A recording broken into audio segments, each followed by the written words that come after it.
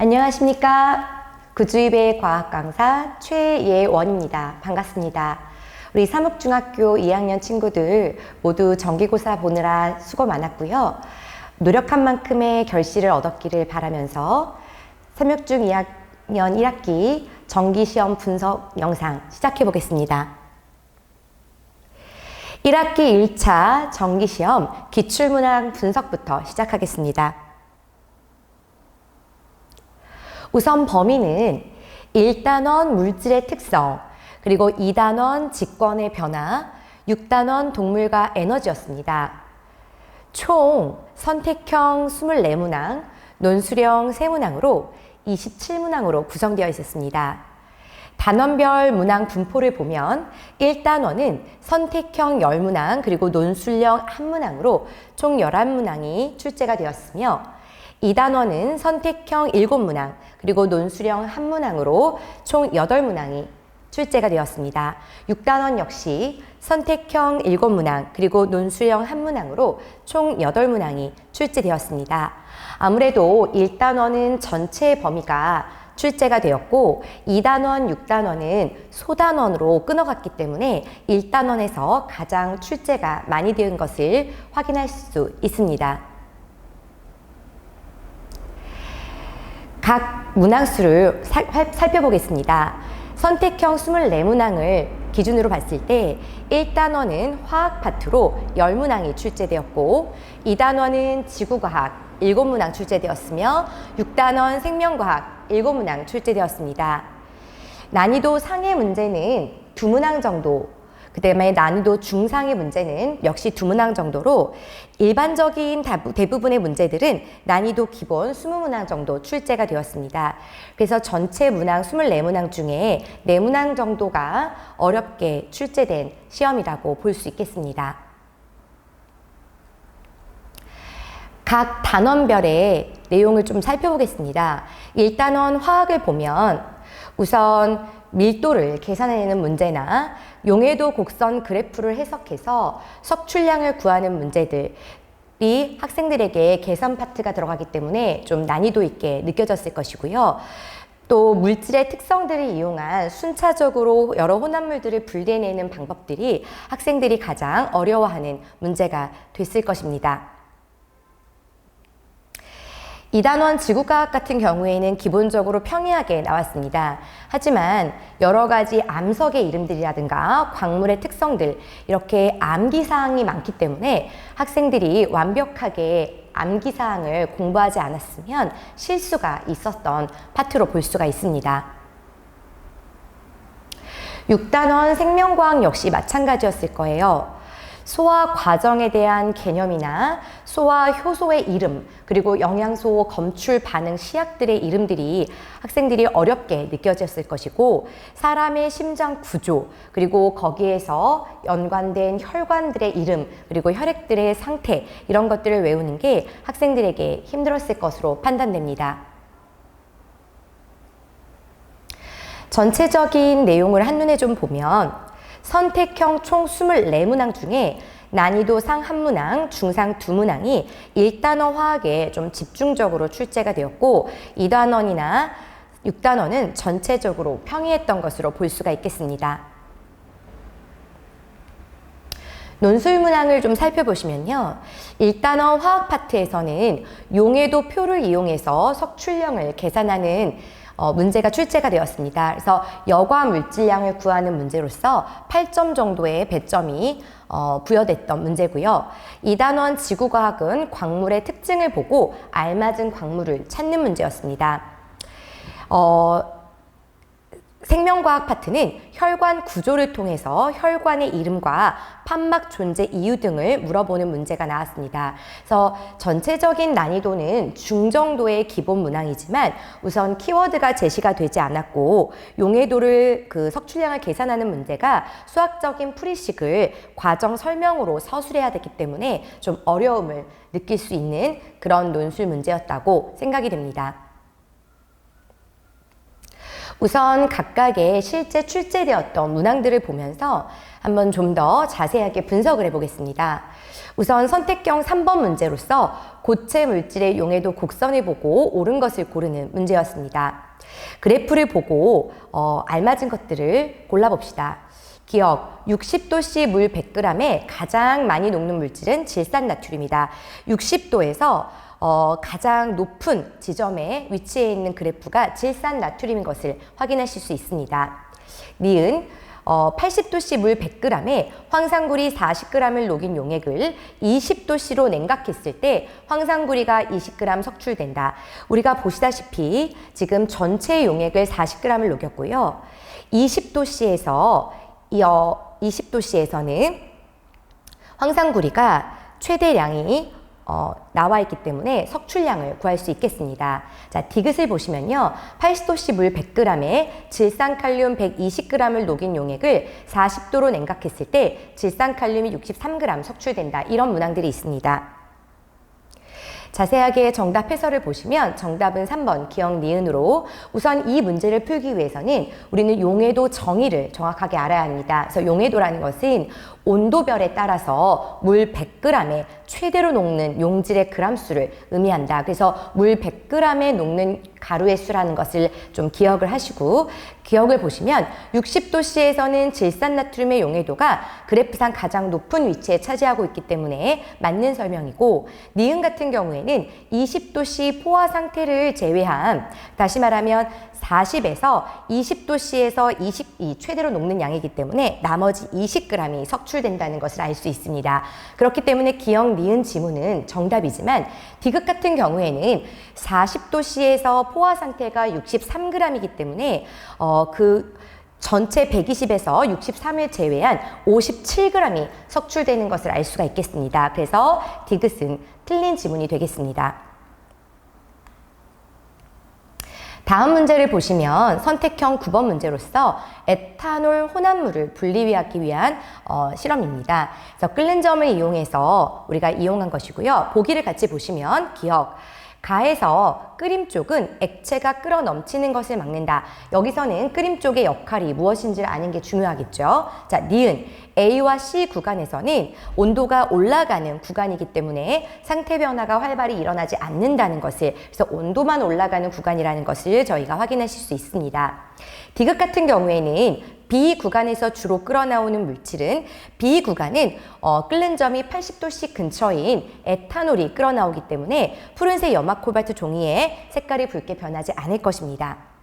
그래서 정답을 같이 한번 보시면 기억이 1번 기억이 정답인데요. 우선 끓임 쪽은 구멍이 많은 다공성 물질로서 액체가 갑자기 끓어넘치는 돌비 현상을 막는 물질인 것을 안다면 쉽게 풀어낼 수 있는 문제가 되겠습니다.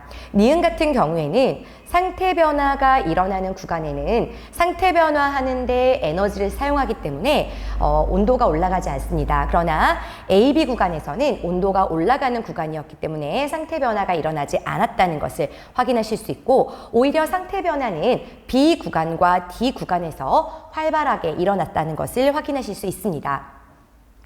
디귿 문항 같은 경우에는 B 구간은 에탄올, 끓는 점이 78도인 에탄올이 먼저 끓어나오는 것을 확인하실 수 있습니다. 그렇기 때문에 염화 코발트 종이 같은 경우에는 물을 확인하는 종이가 되겠기 때문에 염화 코발트 종이를 붉게 하는 것은 물, D 구간이라는 것을 저희가 확인하실 수 있겠습니다. 선택형 10번 문제 같은 경우에는요. 각 물질의 특성들이 쭉 나열되어 있습니다. 그래서 옳은 것을 고르면 기억, A와 B 혼합물은 분별 깔때기로 분리할 수 없다라고 나와 있는데 A와 B는 밀도 차이가 있고 특히 B 같은 경우에는 A와 잘 안 섞인다라는 특징이 있기 때문에 두 물질이 섞이지 않고 밀도 차이가 있다면 분별 깔때기로 분리해낼 수 있게 되겠습니다. 니은 보시면요. A와 C의 혼합물을 증류하면 C가 먼저 끓어나온다. A의 끓는 점은 100도고요. C의 끓는 점은 78도이기 때문에 끓는 점이 낮은 C가 먼저 끓어나오게 되겠습니다. 디귿 같은 경우를 보면 A를 이용하면 D와 E를 분리할 수 있다라고 했습니다. 그러나 D와 E는 A에 모두 잘 녹는 물질이기 때문에 우리가 분리하기 좀 어렵다는 것을 확인하실 수 있습니다. 그래서 전체적으로 정리를 해보면요. 2번 니은이 정답인데요. 기억 같은 경우에는 아까 말씀드린 것처럼 A와 B는 잘 섞이지 않는 액체고 밀도 차이가 있기 때문에 분별 깔때기를 이용해서 분리가 가능합니다. 니은 같은 경우에도 A 100도보다 끓는 점이 낮은 C가 먼저 증류된다는 것을 우리가 알 수 있겠습니다. 디귿 같은 경우에는 D와 E 모두 A에 잘 녹기 때문에 A를 이용해서 두 고체를 분리하기는 어려울 것으로 확인됩니다.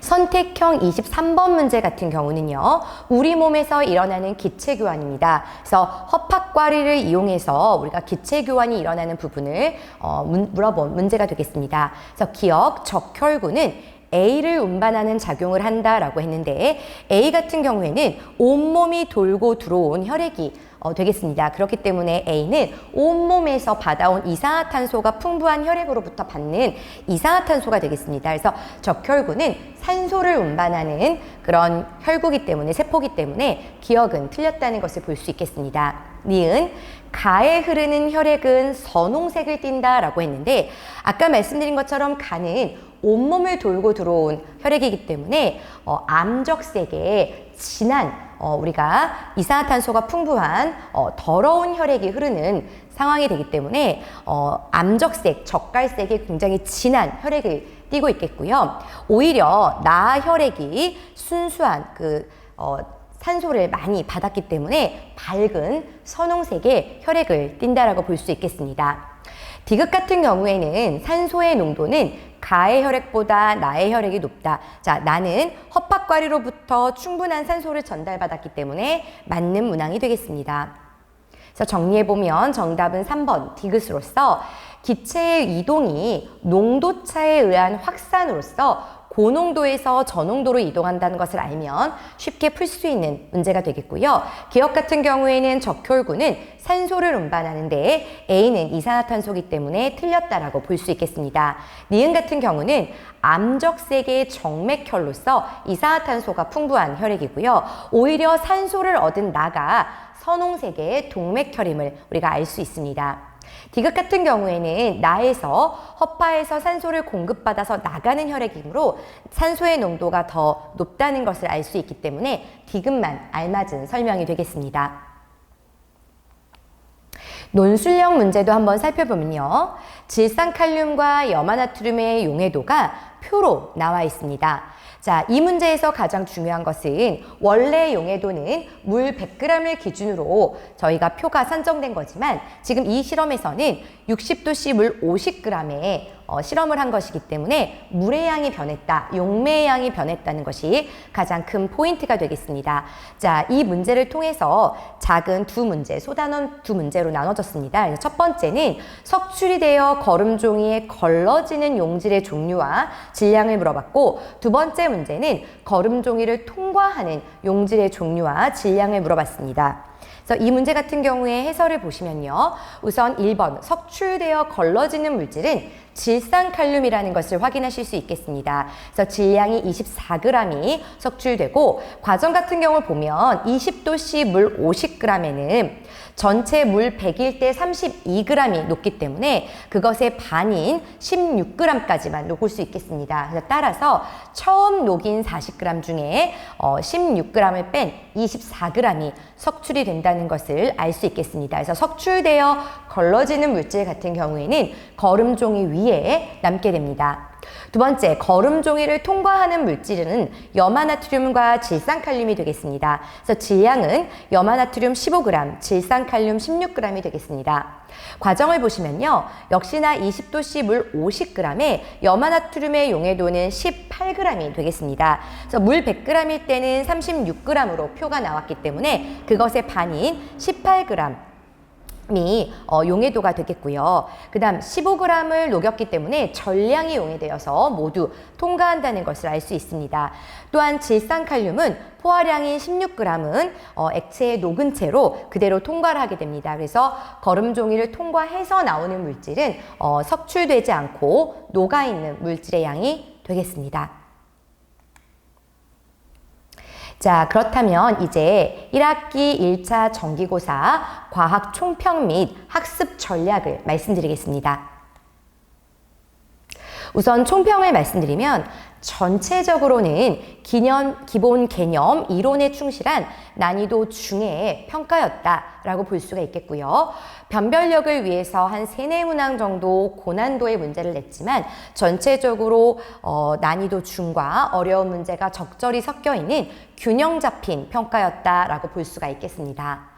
저희가 앞으로 남은 시험을 위해서 고득점 학습 전략을 말씀드리면 첫 번째, 우선 기본 개념 이론이 충분하게 이해와 암기가 되어야 됩니다. 그래서 저희가 무조건적으로 암기를 하는 것이 아니라 암기를 위해서는 반드시 그 전에 이해가 필요합니다. 그래서 충분한 이해를 하고 이해한 부분들을 암기해야 될 것입니다. 두 번째는 암기를 했다 하더라도 실수를 많이 하기 때문에 이 실수 방지를 위해서 충분한 여러 문제풀이를 연습하면서 실력을 다져가야겠습니다.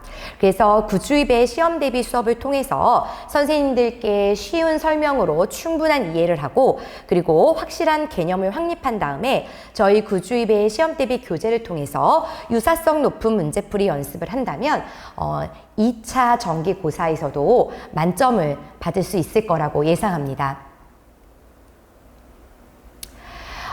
위대한 과학자 중 한 명인 마리 퀴리는 이렇게 얘기했습니다.